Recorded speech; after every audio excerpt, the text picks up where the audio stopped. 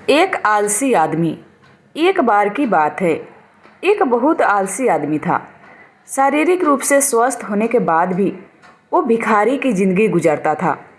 खाने पीने के लिए हमेशा दूसरों पर निर्भर रहता था। एक दिन जब वह खाने के लिए कुछ खोज रहा था तो उसने फल लगे पेड़ों को देखा। चारों ओर देखने के बाद कि कहीं कोई देख तो नहीं रहा, वो उस बगीचे के अंदर चला गया और देखा कि कोई भी उन पेड़ों की रखवाली नहीं कर रहा है, तो उसने जल्दी से कुछ फल चुराने का फैसला किया। लेकिन जैसे ही उसने पेड़ पर चढ़ना शुरू किया, किसान ने उसे देख लिया और उसे पकड़ने के लिए दौड़कर आने लगा। जब आलसी आदमी ने डंडा लेकर उस किसान को अपने पास आते देखा, वह डर गया और छिपने के लिए पास के एक जंगल की ओर भाग गया। जंगल में जैसे ही वो थोड़ा सा आगे बढ़ा, उसने एक लोमड़ी को देखा जिसके केवल 2 पैर थे और वो रेंग रही थी। आलसी आदमी ने सोचा, ऐसी हालत में यह लोमड़ी कैसे जिंदा रह सकती है?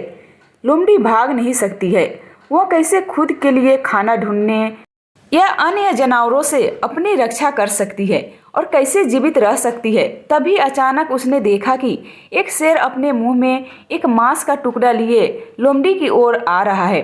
सभी जानवर भाग गए और आलसी आदमी खुद को बचाने के लिए पेड़ पर चढ़ गया, लेकिन लोमड़ी वहीं रुकी रही।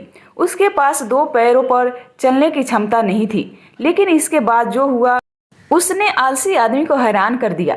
शेर लोमड़ी के पास आया और मांस का वो टुकड़ा उसने वहां छोड़ा जो उसके मुंह में लोमड़ी के लिए था। यह देखकर आलसी आदमी खुश हो गया। वो सोचने लगा कि भगवान जिन्होंने सभी को बनाया है, हमेशा उनके द्वारा बनाई गई चीज़ों की देखभाल के लिए एक योजना निर्धारित कर देते हैं।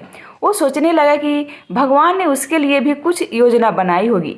जंगल से बाहर निकलकर वो एक जगह बैठ गया और इंतजार करने लगा कि उसे कोई खाना खिलाने आएगा। उसका विश्वास था कि उसके लिए भी ईश्वर किसी को भेजेगा जो खाना लाएगा। लेकिन जैसे जैसे समय बीतने लगा, वह सड़क पर देखता रहा, अपने भोजन की प्रतीक्षा करता रहा। वो 2 दिन तक भोजन के लिए इंतजार करता रहा। अंत में वह अपनी भूख को सहन नहीं कर सका और भोजन की तलाश में चल दिया। रास्ते में उसे एक साधु महात्मा मिले। उसने साधु को पूरी घटना बताई। साधु ने उसे कुछ भोजन और पानी दिया। भोजन करने के बाद आलसी आदमी ने साधु से पूछा, महाराज, भगवान ने उस अपंग लोमड़ी पर अपनी दया दिखाई थी, लेकिन भगवान मेरे लिए इतना क्रूर क्यों है? भगवान ने मेरी मदद के लिए किसी को क्यों नहीं भेजा? उसकी बात सुनकर साधु ने मुस्कुराते हुए कहा, यह सच है कि भगवान के पास सभी के लिए एक योजना है। आप स्पष्ट रूप से सब कुछ भगवान की योजना का एक हिस्सा है, लेकिन बेटा, तुमने उनकी बात को गलत तरीके से लिया। वह नहीं चाहते थे कि तुम लोमड़ी की तरह रहो, वह चाहते थे कि तुम शेर की तरह बनो। इस कहानी से क्या सीख मिली हमें कमेंट में ज़रूर बताइए, और ये कहानी पसंद आए तो प्लीज़ एक लाइक ज़रूर कर दीजिए, और मेरे चैनल पे पहली बार आए हो तो प्लीज़ सब्सक्राइब कर लीजिए, साथ ही बेल आइकन प्रेस करके ऑल पे दबा दीजिए। कहानी सुनने के लिए धन्यवाद।